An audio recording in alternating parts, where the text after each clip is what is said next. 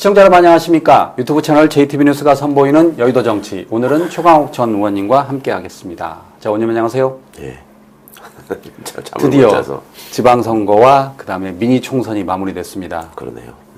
지금 정리를 해보면 지방선거 같은 경우는 모두 16곳 가운데 민주당이 12곳, 국힘이 4곳입니다. 광역단체장 기준으로. 네, 광역단체장 기준으로. 네.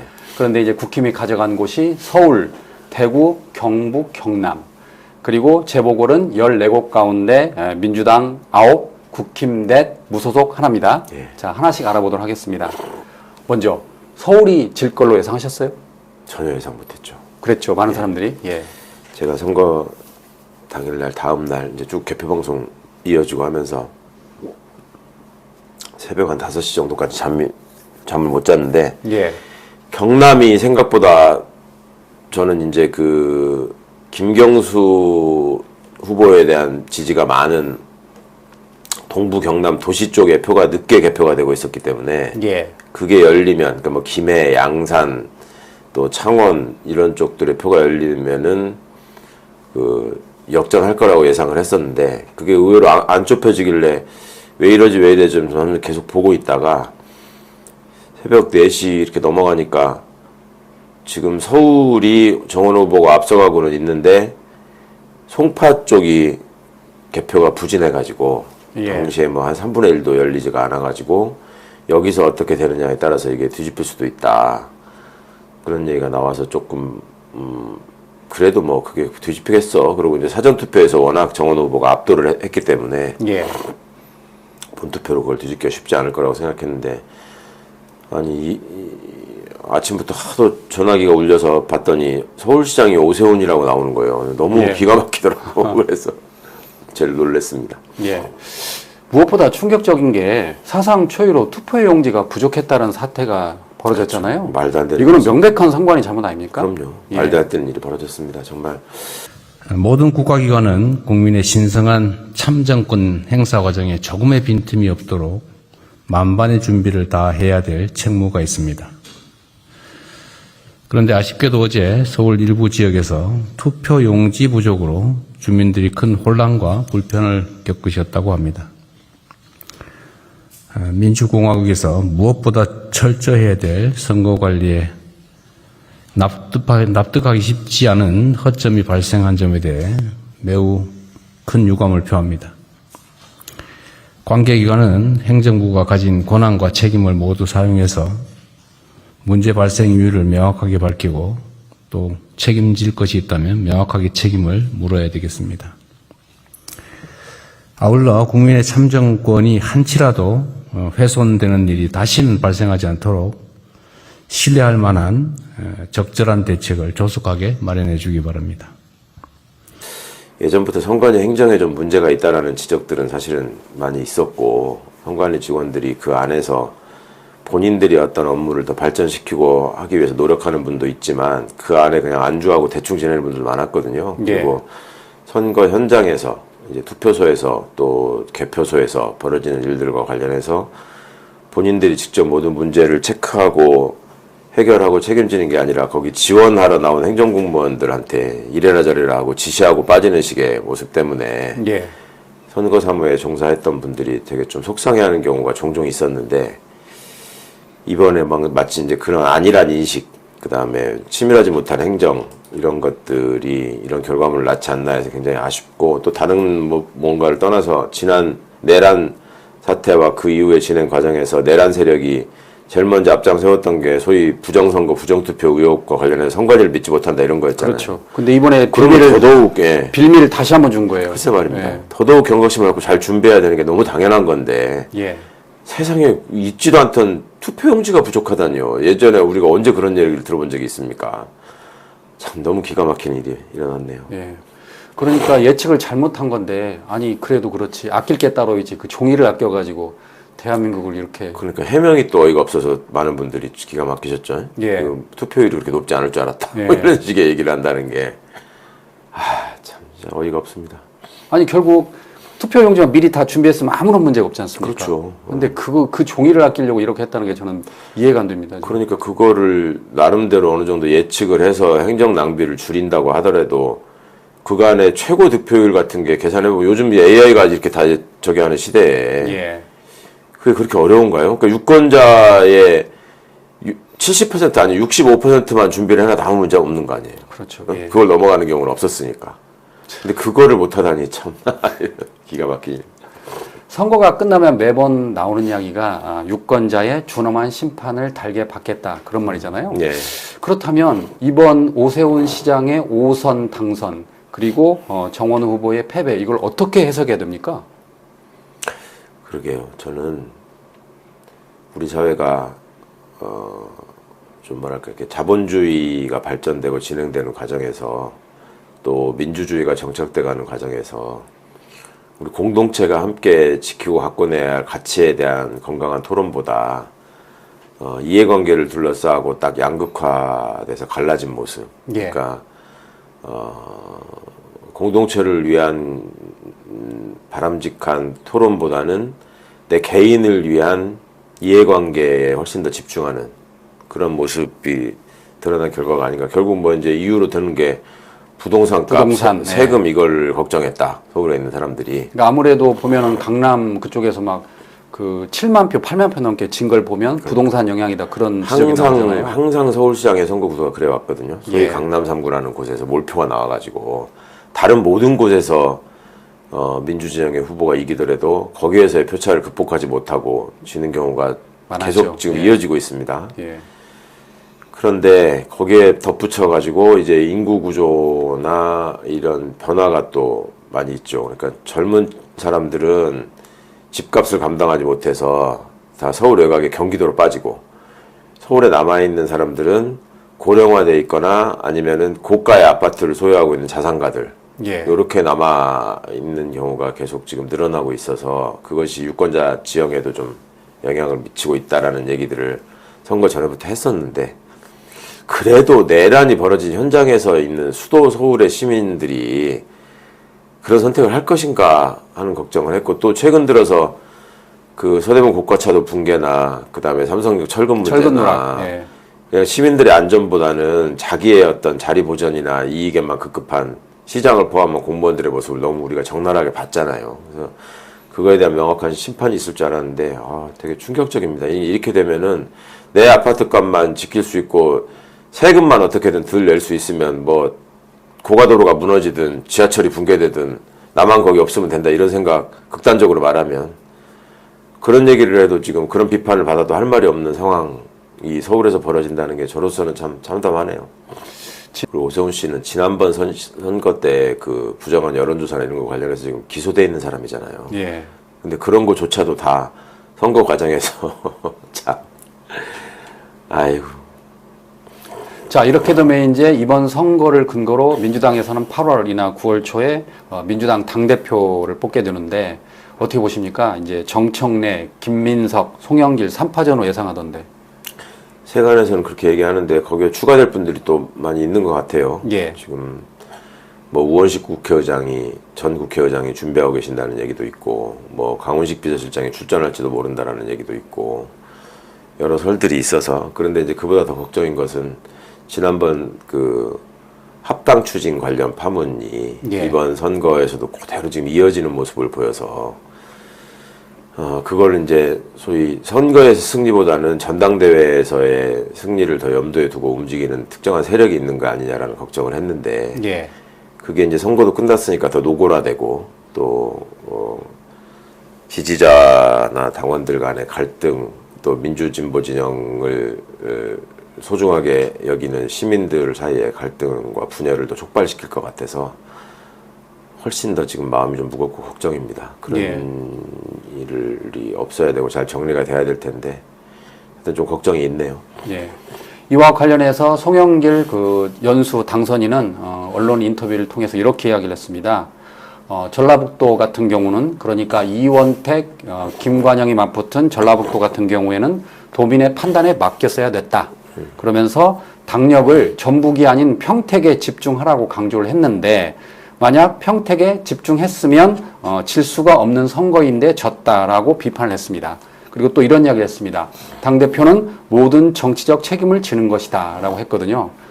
이에 대해서 기자 간담회 때 기자들이 그 조승래 사무총장에 물어봤더니 조승래 사무총장이 불쾌한 감정을 숨기지 않았습니다. 왜 당연한 말씀을 했는지 모르겠다. 어차피 당대표가 알아서 책임을 질 텐데 그러면서 때로는 자숙도 필요하다라고 생각한다라고 했습니다. 아침에 인터뷰에서 당의 선거 전략이 이재명 정부 지지율을 잘 활용하지 못했다 이렇게 평가하고 결과에 대해서는 뭐 당대표가 모든 책임을 지는 거다 이렇게 말을 했는데요. 혹시 좀 어떻게 보시는지 입장이 있으실지 어떻습니까? 네, 당연히 그 선거의 모든 책임은 대표를 포함해서 지도부가 지는 겁니다. 뭐 당연한 말씀을 왜 하셨는지는 모르겠는데, 예. 그러나 분명히 말씀드립니다. 이번 선거 과정에서 당의 일치된 캠페인을 때로는 방해했던 여러 얘기들이 있었습니다. 그게 선거를 또 어렵게 한 측면도 있었다고 저는 생각합니다. 우리가 최대의 승리를 위해서는 아쉬운 승리가 아니라 최대의 승리를 위해서는 당의 일치된 단결이 중요하다고 저는 생각합니다. 그런 점에서 나중에 선거 이후에 이러저러한 평가에 대해서 하시는 거야 뭐 충분히 할 수 있는 얘기라고 보고 선거 과정에 있었던 그런 발언들에 대해서는 뭐 그런 발언을 했던 분들이 한번 내가 당의 승리를 위해서 기여를 한 것인가 그렇지 않은 것인가 한번 판단해 보시고 또 때로는 자숙도 필요하다고 저는 생각합니다. 예. 벌써부터 힘겨루기가 시작된 것 같아요. 그렇죠. 송영길 의원이 말씀하신 거는 이제 당연히 정청래 대표를 겨냥한 거고. 예. 왜 그런 거냐. 본인이 다음 당권 도전을 해야 되는데 현직 대표가 경쟁자이자 걸림돌이니까 그 얘기를 하신 거고. 내용을 따져보면 그 무슨 말입니까? 전북은 도민의 선택에 맡겼어야 된다라는 말은 김관영 지사가 됐어야 된다는 말이고. 예. 평택에다가 집중했으면 당연히 김용남이 당선되고 조국 떨어지고 유이동 떨어지고 했을 텐데 이런 얘기잖아요. 예. 그러니까 문제의 본질을 본인의 당권 과도에 유리하게 해석하고 어떤 정책 공격을 시작한 거죠. 이제 이게 앞으로도 더 커지고 격화될 텐데 그 과정에서 생기는 파열음을 어떻게 줄일 수 있나가 저는 좀 많이 걱정됩니다. 어차피 당대표 선거할 때마다 매번 경쟁은 불가피한 거잖아요. 예. 뭐 그건 당연한 거고 진보에서는. 그런데 그 갈등을 최소화하는 게 중요한데 쉽게 앙금이 가라앉지 않을 것 같아요. 이렇게 보면. 그러니까 정치권에서 정치인들이 본인의 권력 의지를 가지고 보다 자신의 정치적 이상을 실현하기 위해서 권력을 잡고자 권력 투쟁을 하는 것은 자연스러운 일이에요. 예, 그런데 그 권력 투쟁을 하는 방식이 얼마나 공정한 절차나 올바른 판단에 따라서 사람들의 이해를 구하는 쪽으로 가느냐, 그런 경쟁을 하느냐의 문제일 거 아니에요. 근데 그 방식을 꼼수를 부린다거나 무슨 사실관계를 흐트러뜨리면서 당원과 지지자들을 혼란에 빠지게 한다거나 뭐 이런 식으로 돼서 소위 진흙탕 싸움이 될까봐 걱정을 하는 거죠. 예. 그리고 이미 어떤 합당 관련 문제를 둘러싸고 전초전이 한번 벌어졌는데 그때에 일어났던 여러 현상들을 보면은 이제 그 대통령을 위한다는 명목으로 실제 대통령의 뜻을 부정하고 반대로 행동하는 사람들이 있었단 말입니다. 예. 그런 게 걱정이죠. 이제 그 스탠스를 전당대회에 이어서도 계속 유지할 거거든요. 그리고 그런 상황에서 대통령이 명백히 본인의 의사를 직접적으로 표현하면서 가르마를 탈 수 없다라는 상황들을 최대한 이용하려고 하는 사람들이 있는 거죠. 그리고 그것이 결과적으로 대통령과 우리 정부와 민주개혁 진영을 지지하고 응원하는 시민들에게 보탬이 될 건지 아니면 본인의 어떤 권력 다툼에 보탬이 될 건지 이거를 놓고 볼 때 후자를 기준으로 모든 것을 판단하고 행동하는 전당대회 주자들이 많아지면 예. 그만큼의 혼란과 그만큼의 실망을 주는 일이 생기겠죠. 예, 그게 걱정입니다. 다음은 그 진보 진영의 연대, 이른바 그 단일화를 한번 생각해 보겠습니다. 이번에 그 어느 때보다 단일화의 중요성이 강조된 것 같은데 울산시장 같은 경우는 진보당과 민주당이 단일화를 이뤄냄으로써 예. 김상호 의원이 어려운 곳에서 지금 울산시장이 당선이 됐는데 특별히 울산시장 후보 단일화를 통해 승리의 기세를 모아주신 진보당 당원 여러분들께도 깊이 감사드립니다. 연대하면 커집니다. 다른 당과의 연대의 방법에 대해서도 앞으로 공론화 과정을 통해서 깊이 고민 연구하도록 하겠습니다. 반면 평택을은 김용남 조국의 진보 진영 단일화가 실패했죠. 그래서 표가 분산되면서 국민의힘 유이동 의원이 사선에 성공했다. 그래서 어부지리가 아니냐 그런 의견도 나오는데 왜 단일화가 어려울까요? 이해관계 때문에 그렇죠, 뭐. 첫 번째 이해관계 때문에 그렇고, 예. 두 번째는 이제 민주당의 포용력이 굉장히 아쉬운 지점들이 보였죠. 그러니까 예. 이제 소위 아름다운 단일화라고 얘기를 할 때 뭐 진보당이 양보했다, 조국혁신당이 양보했다, 뭐 이런 얘기는 있었지만 예. 민주당이 양보했다라는 얘기는 없었잖아요.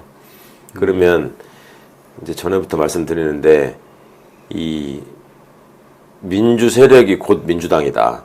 민주당만이 민주개혁 세력이다. 이렇게 착각하는 분들이 지금 의외로 많아요. 예. 그러니까 민주개혁 세력 중에 큰 부분을 차지하고 있는 게 민주당이고, 민주개혁 진영에는 여러 정파나 훨씬 더 개혁적이고 진보적인 생각을 가진 사람들도 함께 포함되어 있는 거죠. 예. 그런데 그런 것들을 부정하고 선거 때만 되면은 내가 다 가질 거야 라는 모습을 보이는 경우가 있단 말입니다. 제가 비유하기를, 그러고 나서 이제 선거가 끝나고 나면 또 뭐 의정활동이 벌어지거나 여러 저희가 펼쳐질 때는 그 사람들한테 당연히 우리 쪽에 동참해가지고 이거를 지지해주지 않으면 뭐 대의를 거스르는 것이다라는 식으로 또 압박하는 경우가 있죠. 예. 그런 경험 앵커는 있으신지 모르겠는데, 왜 어릴 때 아이들 때 이렇게 놀다 보면 내가 이렇게 맛있는 과자 같은 걸 갖고 있어. 상대는 좋은 장난감을 갖고 있어. 그런데 이 장난감을 갖고 있는 애는 장난감이 집에 있어. 네? 근데 이 과자를 갖고 있는 애는, 맛있는 과자를 갖고 있는 애는 집 바깥에서 같이 놀고 있었어. 예. 근데 집안에 좋은 장난감을 갖고 있는 친구가 이 과자가 너무 먹고 싶어. 그럴 때 그거 한 개만 주면 예. 우리 집 가가지고 저 장난감 가지고 같이 놀게 해주겠다. 그렇게 해서 하나 받아가지고 먹고 같이 가는 경우 있잖아요. 예. 거기 가서 조금 놀다 보면 이제 이거 내 거니까 너 손 대지 마. 어? 우리 집이니까 나가. 이런 경우 있잖아요. 예. 애들끼리 유치한 장난이지만 그런 모습하고 좀 흡사한 것 같아요. 그런 게 좀 매우 유감스러운 부분이고, 이제 그런 사람들도 있어요. 나는 민주주의자가 아니고 민주당주의자다.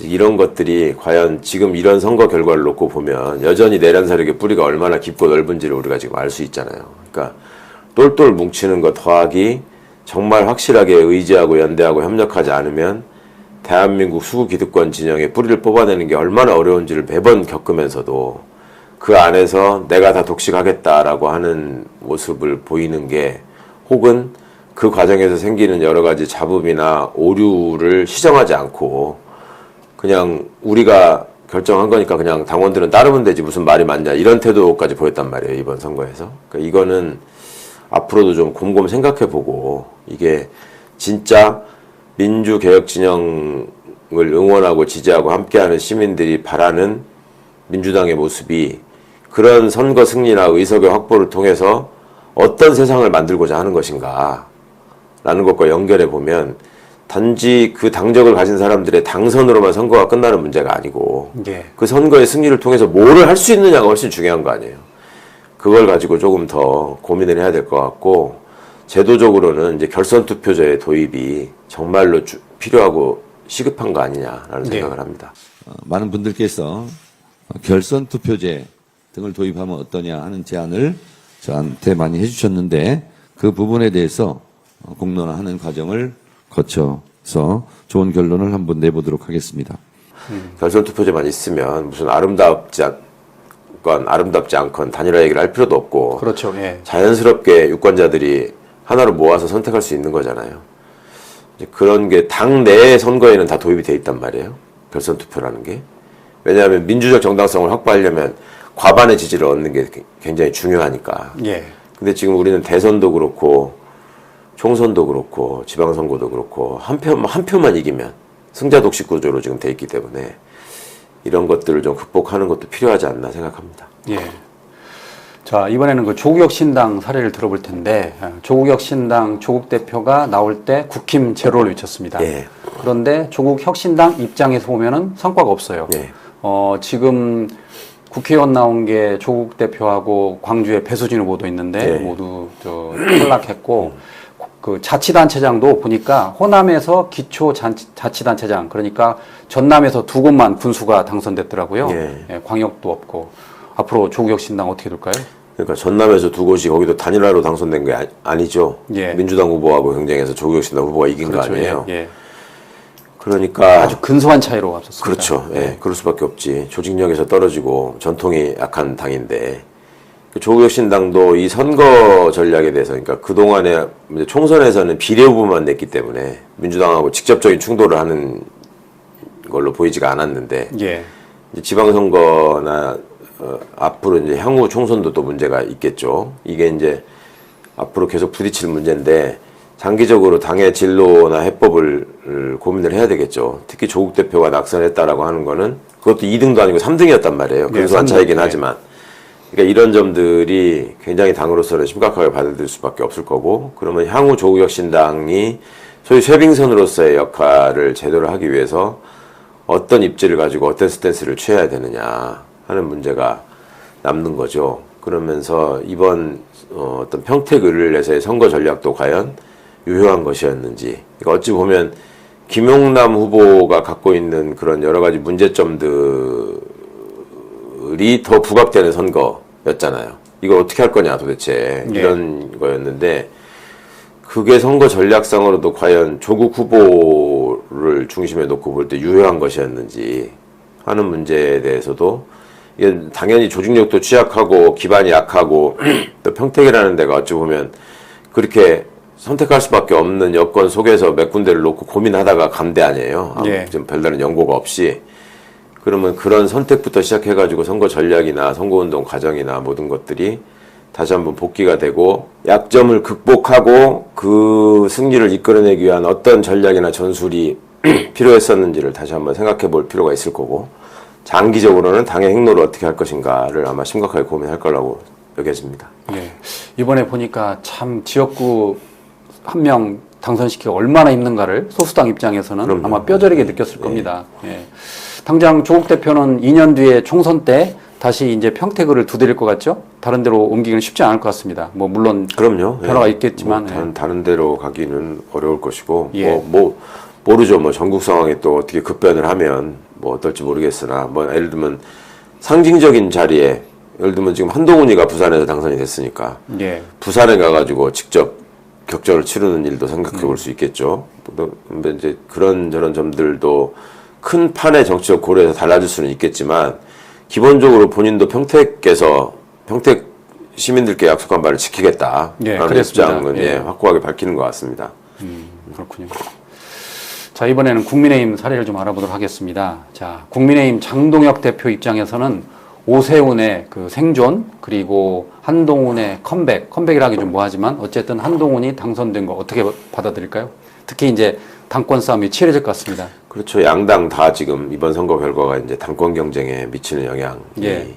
큰 거고 현재 있는 당대표들이 이번 선거 결과를 통해서 흔들리는 예. 이런 점에서는 비슷한데 장동혁 씨가 훨씬 더 흔들리겠죠. 그러니까 오세훈을 서울시장 후보로 안 하려고 그렇게 애를 썼는데 예. 시장 후보가 되더니 당선까지 됐단 말이에요. 오세훈도 예. 사실상 거의 처음에 포기한 상태에서 시장으로 나섰었는데 제때 등록도 안 했잖아요. 그러니까요. 뭐 여유를 더 주고 예, 예. 그런 일까지 벌어졌잖아요. 그렇지. 부산에서는 한동훈이 그렇게 막고 싶었는데 당선이 돼버렸지. 예. 뭐 이런 상황에서 그러면 장동혁 씨 같은 사람이 이진숙, 김태규, 추경호 같은 사람을 자기의 뒷배나 지원군으로 생각하고 그러면 해야 되느냐. 예. 뭐 그런 문제를 본인도 아마 고민이 많을 겁니다. 본인은 다들 뭐 경북 하나만 이기고 다 질 거다라고 얘기하는 와중에 내가 경남도 이기고 서울도 이기고 대구도 지켜냈는데 그럼 내가 잘한 거 아니냐 이렇게 이제 얘기를 하고 나오겠죠, 당연히. 그러겠죠. 그런데 예. 이제 당선된 사람들은 우리가 당신 도움 받아서 된 거냐, 네가 뭐 했는데. 당장 한동훈 같은 경우 무소속이었잖아요. 그렇죠. 예. 그러니까 이제 광역 단체장들만 하더라도 사실은 당 대표가 도와줘서 된 거다라고 생각을 안 하니까. 그리고 그 사람들이 보기에도 한동훈의 당선은 장동혁 대표의 앞날이 불투명하다는 거라서 일단은 장동혁 대표하고 거리를 둘 거란 말이에요. 그렇죠. 예. 그러니까 그런저런 점들이 장동혁 대표한테도 되게 어려운 상황으로 된 거죠. 뭐. 예. 당장 오세훈 시장은 이제 5선이 돼가지고 이제 서울시장을 끝내고 차기 대선까지 나오려고 할 겁니다. 그렇죠. 예. 네, 본인은 이제 그렇게 가는 아주 지름길에 올라섰다라고 생각할 것 같아요. 예. 지난번에 말씀하셨지만 내란 끝나고 치러진 대선에서도 김문수 후보가 40%를 넘었잖아요. 그러니까요. 그래서 이제 많은 분이 놀랐는데 이번 지선을 통해서 느낀 거는 어쨌든 보수도 탄탄한 층이 있다. 그걸 다시 한번 확인한 계기가 된 것 같습니다. 그러니까요. 그거 외에 정말 저 개인적으로 너무 아쉬운 거는 영남 지역 주민분들의 이건 스톡홀름 신드롬이라고 저는 생각이 돼요. 예. 그러니까 스스로 말하자면 그러니까 여론조사 추이나 과정이나 이런 것들을 보면 스스로 국힘을 지지한다는 얘기를 밝히지 못하잖아요. 그렇죠. 예. 출구조사 결과하고도 지금 결과가 많이 다르잖아요. 그러니까 그렇게 창피한 정당을 왜 지지하느냐. 이게 스톡홀름 신드롬 말고 설명이 될 수 있을까. 이거는 좀 앞으로도 그 정치학자, 사회학자, 이 문화인류학자 이런 분들이 꼭 좀 연구를 해주셨으면 하는 저는 소망이 있습니다. 예전부터 그 미국 같으면 예를 들어서 소수인종에 관한 정책이나 그 차별 이런 것들에 관련한 수많은 논문들과 연구 성과들이 있거든요. 예. 근데 대한민국에서는 영남 패권주의, 뭐 호남 차별이나 소외주의 뭐 이런 거에 대한 의미 있는 정치사회학적 논문을 제가 본 적이 한 번도 없어요. 그거를 연구하는 것 자체가 배관시되고 그거 자체가 특정한 어떤 지향을 가지고 있는 것처럼 정치적으로 오해되는 일들 때문에 그러는 건지 학자분들이 어떤 부담이 있어서 그러는지 모르겠는데 이거는 정말로 우리가 심각하게 이 앞으로 대한민국 민주주의의 장래를 위해서도 좀 함께 고민하고 연구하고 노력해서 극복해야 될 문제가 아닌가. 저는 정말로 내란 주요 임무 종사자로 피고인이 돼 있는 사람을 시장으로 뽑다니요, 세상에. 정말 너무 답답했습니다.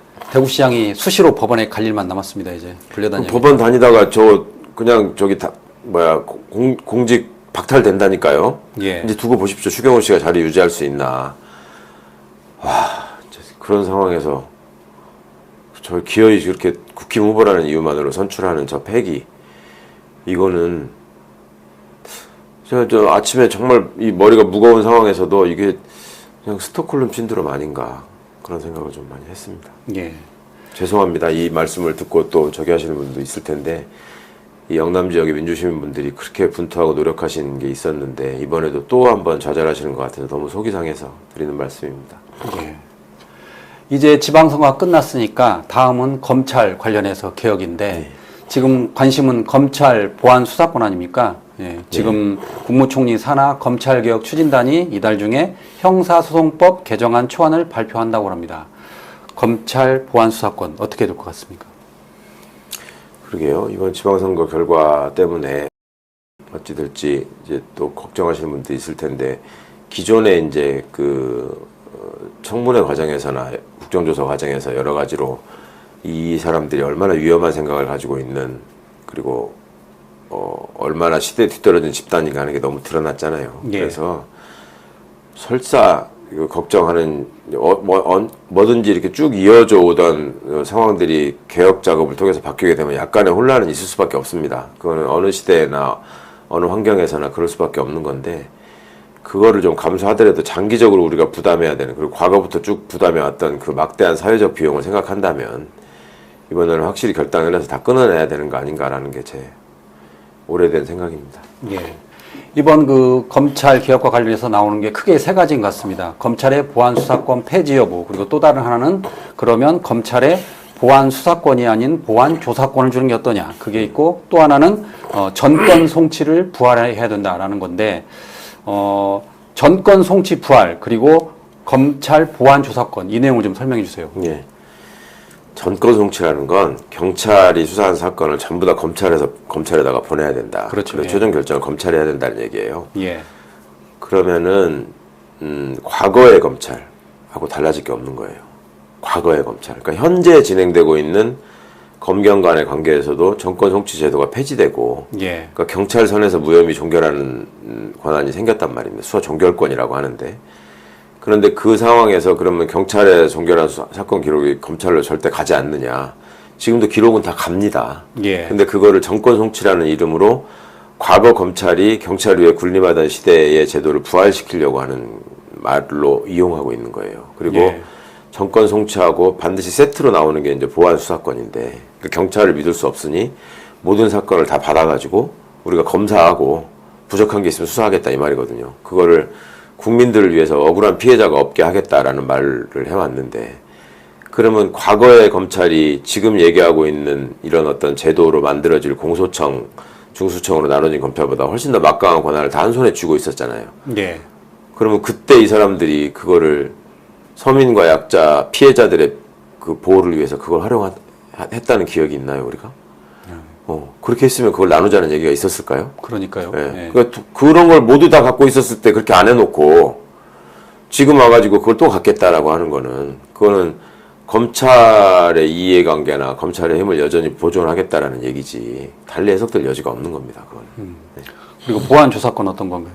보안 조사권은 이제 보안 수사권에 대한 어떤 그 시민적 저항이나 정치적 함의가 너무 크다 보니까 보안 수사권을 남겨두는 거는 위험하다라고 생각하는 쪽에서 나름 생각해낸 아이디어인데, 그러니까 수사가 아니고 행정조사라는 게 있어요. 행정조사라는 거는 행정관청이 어떤 통계 수집이나 뭐 이런 것들을 위해서, 그러니까 뭐 세무조사 예를 들면 그런 게 있죠. 대표적인 행정조사입니다. 그 다음에 감사원, 감사관들이 그 공무원들 조사했다가 뭐 어쩌고 한 거 있었죠. 그런 것들. 그 다음에 시민들이 흔히 접하시는 거는 인구조사 때 이렇게 답변하고 하는 거 있잖아요. 예. 그런 것들이 행정조사에 다 포함되는 건데, 그런 조사에, 그러니까 강제 수사를 못하게 함으로 해서 검찰이 말하자면 보안수사권을 통로로 해서 꼼수를 부려서 다시 예전의 정치검찰로 부활하려는 시도를 하는 거 아니냐라는 거를 막아야 된다라는 이론과, 또 하나는 경찰이 그러면 다 잘하느냐, 잘못된 수사를 하고 그거에 대해서 무책임하게 나올 때 누군가는 그걸 해결해 줘야 될 거 아니냐, 그러니 보안수사권이 필요하다, 이런 논리가 지금 있는 거잖아요. 그럴 때 그 두 번째, 보안수사권을 둬야 된다는 사람들의 의견은 일부 받아주면서, 그렇지만 검찰이 수사권을 가지고 다시 장난치지는 못하게 하는 방안으로, 절충안으로 이게 이 정도면 되지 않냐라는 예. 일종의 아이디어 차원에서 제시된 것 같아요. 근데 그거는 그냥 그 앞서 얘기한 바대로 뭐 이런저런 거를 확인할 수 있는 수준의 조사라기보다는 그 과정에서 인권이 침해될 소지가 훨씬 큰 방안입니다. 그러니까 이거는 변호인 참여나 그다음에 그 서류 작성이나 이런 것들에 있어서의 엄격한 정법 절차의 준수 뭐 이런 것들이 상대적으로 소홀하게 되거든요. 그러니까 국세청에서 세무조사 나올 때 영장 갖고 오나요? 그냥 와가지고 네. 막 뒤지잖아요. 그렇죠. 그러니까 이제 그런 식의 일을 또 벌일 수 있는 거예요. 이 행정조사권을 인정해주게 되면. 예. 그러니까 이제 그런 문제점이 훨씬 더 클 것 같아서 아이디어 차원에서 몇 달 전부터 나온 얘기긴 한데 지금 사실상은 좀 폐기된 얘기가 아닌가 싶은데. 예. 이번에 지방선거 끝나니까 그런 기사가 나와서 제가 여쭤본 겁니다. 그러니까 예전에 있던 예. 얘기니까 이제 이런 얘기들이 나올 것 같다라고 모아둔 것 같아요. 근데 예. 저로서는 뭐 그다지 그렇게 큰 논의의 대상이 될 것 같지는 않습니다. 이와 관련해서 구자연 검찰총장 직무대행이 지방선거 전인 5월에 회의를 열어가지고 고검장, 지검장 회의에서 검찰의 그 보안 조사권에 대해서 논의를 했나 봐요. 근데 안 된다. 그쪽에서는 아마 계속 보안 수사권을 요구하는 것 같습니다. 검찰에서. 그렇죠. 거기에 밥벌이 챙기는 게 지금 제일 중요한데. 예. 그러니까 뭐 어떤 상황에서든지 하여튼 그 옛날로 돌아가려는 시도를 지금 멈추지 않잖아요. 과거에 검찰개혁 법안들 나올 때도 보시면 아시겠지만 무슨 뭐 수사사법관 제도를 만든다고 한다거나 예. 무슨 뭐 대공소청이라고 해서 그대로 유지하겠다고 한다거나 뭐 이런 것들이 지금은 이재명 정부 시절이니까 어쩔 수 없이 이제 잠시 여론도 너무 안 좋고 하니까는 그냥 잠깐 엎드려 있다가 나중에 또 우리가 또 여기 시끄럽게 해가지고 정권 바꾼 다음에 또 옛날로 돌아가자 이런 생각이 기본적으로 있죠. 그러니까 이게 얼마나 위험한 생각인지를 시민들이 잘 알고 좀 막아내야 된다고 생각합니다. 예. 대검찰청이 내놓은 자료를 보면 올해 3, 4월 검찰의 처분 사건 가운데 45.6%, 그러니까 절반가량이 보안 수사를 거쳤다라는 통계를 내놨습니다. 예. 검찰은 여전히 보안 수사권의 필요성을 강조하고 있습니다. 그 보안수사권의 통계가 검찰 발표를 그대로 믿을 수 없는 통계일 거예요. 예. 본인들의 의도에 맞게 통계를 편의적으로 만들었을 가능성이 저는 굉장히 높다고 보고요. 그건 검증을 해보면 아마 그만 드러날 겁니다. 예. 기존의 보안수사 사례로 억울한 피해자를 구제한 것처럼 홍보했던 사건들이 몇 개 있었어요. 계속 언론에다가 뿌리면서. 그거의 내용을 살펴보면 사실상 경찰이 다 한 거를 본인들이 한 것처럼 포장지만 바꿔가지고 예. 선전한 경우가 대부분이었거든요. 그러니까 이런 거에 좀 현혹되지 않으셨으면 합니다. 예. 추가로 논의될 게 다름 아닌 조작기소 특검법 도입 움직임입니다. 네. 민주당이 4월에 윤석열 정권, 검찰, 국정원, 감사원 등 이른바 그 조작 수사, 조작 기소에 대해서 관련 의혹의 진상 규명을 위한 특별 검사 법안을 4월에 발의를 했습니다. 예. 그런데 잘 아시는 것처럼 지방선거를 앞두고 쟁점 가운데 하나가 그 대통령이 임명한 특검이 공소 취소를 할 수 있는 근거를 담으면 이게 셀프 면죄부 아니냐라고 해서 지방선거 이후에 논의하기로 했잖아요. 예. 그 지선 이후로 이제 특검법 추진하겠다고 이제 한번 이제 그 추진을 하다가 좀 이제 중단이 됐었던 걸로 알고 있는데 이제 지선이 끝났으니까 특검법 추진 관련해서는 좀 계획이 좀 어떻게 되신지 말씀 여쭙니다. 일단은 그거는 현재 뭐 법이 상정되어 있는 상태이기 때문에 그 법안을 어떻게 처리할지에 대해서는 논의가 있어야 된다고 생각합니다. 그 어떻게 처리할지에 대해서는 아직 논의해서 결론을 낸 바가 없기 때문에 어떻게 처리할지에 대해서 논의를 좀 해야 될 것 같습니다. 이건 또 어떻게 진행될까요? 그러니까 그 과거에 그 특검법 법안을 낼 때부터 여러 논란이 촉발돼가지고 지금 수면 밑으로 좀 내려둔 상태죠. 예. 근데 법안이 제출돼 있으니까 이제 국회 심의 과정이 이어져야 될 것이고, 근데 법안이 이제 그거 하나만 있는 게 아니라 여러 개가 있을 거예요. 예. 앞으로 또 더 제출도 될 거고, 그러니까 이제 그런 것들을 지혜롭게 좀 잘 모아가고 하는 선택을 했으면 좋겠습니다. 예. 검찰에 이어 또 다른 개혁 대상 사법부에 대해 알아보도록 하겠습니다. 이재명 대통령이 국무회의 때 한 발언인데 하급심 판결을 좀 공개를 좀 해라라고 한 거예요. 기본적으로 어떤 행위의 기준이나 판단의 기준은 비밀일 수 없잖아요. 그렇습니다. 원칙적으로. 국민에게 적용되는 기준. 그런 측면에서 지금까지 사실은 중앙정부든 사법기관이든 자신들의 판단 기준을 잘 안 가르쳐주는 경향이 있잖아요. 지금 정부는 모든 걸 다 지금 공개하는 것으로 바뀌었는데 다만 아직 사법부가 판례 공개, 특히 하급심 판례를 공개하지 않고 있는. 하급심 판결을 공개를 안 하면 법원이 어떤 기준으로 판단하는지를 국민들이 알 수가 없잖아요. 예, 실제로 그렇습니다. 그게 상식적으로 타당한가요? 예를 들면 그 하급심 사실 판결을 공개하지 않는 게? 판례는 공개된 법정에서 공개적으로 이루어진 재판의 결과이기 때문에, 그리고 전 국민의 말씀하신 대로 행동의 기준을 결정하는 것이기 때문에 전면적으로 공개하는 게 맞습니다. 근데 공개를 안 하고 있죠. 아마 지금 부분적으로만 공개를 하고 있고, 공개를 하는 방식도 굉장히 어렵게 해서 사실상 접근이 좀 차단되는. 제가 변호사를 하면서도 그 접근이 잘 안 되던데. 예, 그렇습니다. 그래 막 부탁해가지고 구하고. 예, 그러니까 지금 그 일산에 있는 그 사법연수원, 그 과거의 그 사법연수원 건물 내에서 가서 그쪽 시스템을 이용해서만 검색을 해야 되고, 또 메모 자체도 불가능하게 되어 있습니다. 보기만 해라. 예, 써가지 마라. 예, 외워라.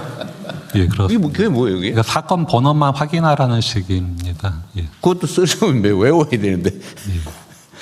여하튼 이상하죠. 예. 근데 법원에서도 전향적으로 검토를 좀 뭐 할 것으로 뭐 예상되기는 하는데 좀 속도가 굉장히 느리기는 합니다. 법무부는 혹시 여기에 대해서 의견을 지금 뭐 입법을 추진하고 있습니다. 지금 법원행정처와 법무실이 민사 판례 어떤 전면적 공개와 관련해 갖고 상당한 그 의견의 접근을 보고 있고요. 거의 개인정보 핑계를 많이 대죠. 예, 그렇기 때문에 이제 그 부분은 어떻게 이제 좀- 익명화하면 되잖아요. 맨날 A, B, C, 예, 그렇습니다. KFG 하면서. 네. 조만간 어쨌든 좀 그건 성과를 입법을 낼수 있다고 해야 될 것 보고 있습니다. 같고요. 네. 본인이 변호사일 때도 보면은 접근이 잘 안 돼가지고 어려웠다. 근데 아무리 뭐라고 해도 법원에서는 그냥 보고 외워라고 했다는 거예요. 그래서 이재명 대통령 이건 말이 안 되지 않느냐라고 했는데 국민의 알 권리 차원을 위해서라도 하급심 판결 공개할 때가 되지 않았나요? 그렇죠. 이 선진국에서는 다 공개가 됐고, 지금도 미국 판결은 실명으로 다 검색이 됩니다. 실명으로. 진즉부터. 예.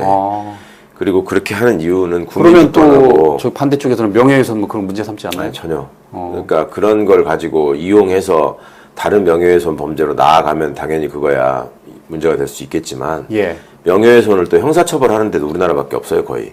다 민사소송으로 해결하는 거지. 근데 하여튼 그런 부작용보다는 기본적으로 이건 국민주권하고 관련된 문제예요. 그러니까 지금 국회에서 하는 회의, 예. 그다음에 국회 회의록, 국회 결정사항 이게 다 낱낱이 다 공개되잖아요. 정부도 정보공개법에 따라서 심지어 국무회의도 지금 다 공개되고 있는 마당에 예. 사법부는 왜 이렇게 공개하기가 힘든 거예요? 재판 공개하는 것도 거의 예외적으로 하고 어떻게든 공개를 안 하려고 하는 모습이거든요. 그리고 늘 얘기하는 게 법관은 판결로 말한다라고 하면서 조희대 같은 사람은 당신 왜 그렇게 했냐라고 얘기를 해도 말을 안 하잖아요. 예. 그러니까 이런 식의 태도. 근데 판결로 말한다고 해놓고 그럼 판결을 보자 하면 또 공개를 안 해. 그러니까 이게 얼마나 자기들만의 성에만 갇혀가지고 국민주권을 부정하는 행태로 특권 계급으로서 그동안에 살아왔고 그렇게 살고 싶어 하는가를 보여주는 아주 결정적인 증거입니다. 그러니까 그런 근본적으로 국민주권의 원리와 관련해서 특권을 유지하려는 태도를 보이려고 한다는 반민주적인 태도를 지적해야 되는 거고 예. 두 번째로는 현실적으로 지금 하급식 판결이 그럼 공개가 되지 않고 있냐. 지금 변호사들은 AI 이 툴을 씁니다. 근데 거기 보면은 예, 내가 법원에다가 제출해야 되는 서면이나 이런 것들을 AI를 이용해가지고 과거 판결들을 쭉 검색해가지고 이게 만들어주는 그 서비스가 생겼어요. 예. 유료로. 근데 거기 보면은 하급식 판결들이 상당 부분 많이 들어가 있어요. 그러겠죠. 민간 사업자가 하는 거에.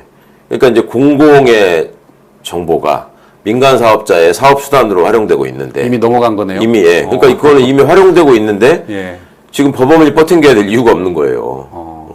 그러니까 그거를 어떻게 그게 거기 다 들어갔냐 했더니 그 서비스를 하는 사람이 변호사들은 다 자기가 수행한 거에 대한 판결문들을 갖고 있잖아요. 예. 그러니까 그 판결문을 몇 개 이상 자기들한테 제공을 하면 구독료를 깎아주거나 면제해주거나 하는 식으로 그냥 모았다는 거예요. 아, 법원이 준 게 아니고 자체적으로 예, 수집을 자체적으로, 한 거군요. 예. 예. 그러니까 그렇게 해서 수집될 것 같으면 어차피 될 건데. 그렇죠. 수집될 건데. 예. 그러니까 이게 현실적으로도 안 맞는 얘기인 거예요. 공개를 그러면 해야지. 결과적으로 법원이 하급심 판결을 공개하지 않음으로써 특정 업체의 그 돈벌이 수단이 된 거네요. 좀 심하게 말하면. 네, 그렇게 되는 거죠. 공공의 자산이. 예. 그러니까 이런 현실들을 시민들이 잘 모른다는 걸 이용해가지고 예. 모르죠. 그걸 누가 알겠어요. 이런 걸. 그러니까 저도 참 처음 들었는데. 야. 빨리 좀 사법부가 정말 혁신이 돼야 됩니다. 얼마나 딴 세상을 살고 있는지. 그러니까 조금 전에 저랑 잠깐 이야기한 건데 의원님 그런 말씀하셨잖아요. 내란 재판도 CCTV 공개해가지고 법원에 적나라한 모습이 공개됐는데 하급심 판결하면 오죽하겠느냐. 지금 그거죠 지금. 그러니까 많은 분들이 내란 재판 하는 걸 보면서 판사에 따라서 저렇게 태도가 다르고 예. 저렇게 재판 진영이나 법정 내 분위기나 권위가 다르고 그 결과가 또 저렇게 편차가 심하고 이런 것들을 절실하게 보시면서 야 이거 사법부 진짜 개혁해야지 큰일 날 거라는 생각을 하시잖아요. 예. 그걸 마지못해 특별법 때문에 하다못해 그것만 재판만 일부만 공개해도 그런 어떤 국민들의 인식이 커지는데 이제 글자로 다 써있는 그 자기 이름들이 판결한 판사들 이름들이 다 써있는 기록물이 판결문이 다 공개가 되면 자기들의 어떤 민낯이 그대로 다 공개된다고 두려워하는 것 같아요. 예. 그 얼마나 비겁하고 잘못된 모습이에요. 공직자가 자기가 일한 결과물을 국민들한테 당당하게 드러내고 설명할 수 있어야지 그걸 못하면 공직자로 있으면 안 되죠. 좀 심하게 말하면 매우 비겁하고 매우 잘못된 태도입니다. 아니 다른 건 몰라도 하급심 판결이 공개되면 국민들이 자기 관련 사건을 어떻게 대처할지 그 준비 방안을 마련할 수 있는 거잖아요. 당연하죠. 그러니까 당연히 국민의 권리인데 그거를 안 하네. 그러니까 그게 많은 사람들한테 그게 다 저기가 되면은 내 특권이 줄어든다라는 생각이라니까요, 기본적으로. 예전에 세종대왕이 한글을 창제하셨을 때 하시려고 할 때 그 대신들이 다 반대했다는 거잖아요. 예. 그때 주요 내용이 그거였어요. 그 대통령 왕의 생각은 세종대왕의 생각은 뭐였어요? 이게 어린 백성이 자기가 뜻한 바를 어떻게 펼치고 싶어도 문자가 없어가지고 그걸 못한다. 예. 그러니까 내가 이 28자를 만든다. 이게 써있잖아요. 예. 근데 그때 신하들은 그렇게 해놓으면 얘들이 정보를 공유하게 돼서 개긴다. 그 통치가 안 된다. 어떻게 네. 하려고 그러십니까? 그 얘기를 했단 말이에요. 이른바 백성들의 머리가 굵어져서 반발이 심해질 거예요. 그렇죠. 똑같은 발상인 거예요, 지금. 한번 그러네요. 생각해 보십시오. 정말. 너무 똑같지 않아요? 정말 적절한 표현입니다. 아니 그러면 정부에서 그걸 강요할 수는 없습니까? 어떻게 사법부를 이렇게 압박을 해서 왜 안 하느냐? 아니, 이제 국회가 법으로 하면 되죠. 법으로 입법으로 이러이러 저기를 다 공개해야 된다고 입법을 하면 되는데 그 과정에서 이제 사법부가 또 집단적으로 또 그 반발하는 모양새가 생길 수 있으니까 가능한 한 사법부가 직접 본인들이 자기 머리를 깎는 게 제일 좋죠. 그렇죠. 그게 가장 좋은데. 근데 안 되면은 이제 여론을 통해서 국회가 움직여가지고 입법화 시켜서 예. 재판도 공개하기 싫어하는데 특별법으로 만드니까 공개하잖아요. 그러네요. 그러니까 그런 식으로 해야 되는 수밖에 없는 거예요, 지금. 어쨌든 대통령이 국무회의 때 언급을 했으니까 좀 진척사항이 좀 나올 것 같습니다. 법무부 장관이랑 법제처장이 안 그래도 법안이 제출돼 있고 추진 중이다라는 얘기를 했으니까 예. 좀 지켜봐야 될 것 같습니다. 요새 검찰이 고생이 많던데 하여튼 이렇게 그 와중에도 성과를 내주셔서 고맙고요. 그리고 혹시라도 무오류의 함정에 빠지면 안 됩니다. 예, 누구나 잘못할 수 있어요. 예. 잘못하면 사과하고 취소하는 거예요. 어느 기관도 마찬가지죠. 그리고 준공익기관, 아니 준사법기관 예. 또는 공익 의무를 예. 객관 의무를 가진 기관이잖아요. 예. 엄청난 권한도 가지고 있고, 어쨌든 그에 합당한 책임도 가져야 됩니다.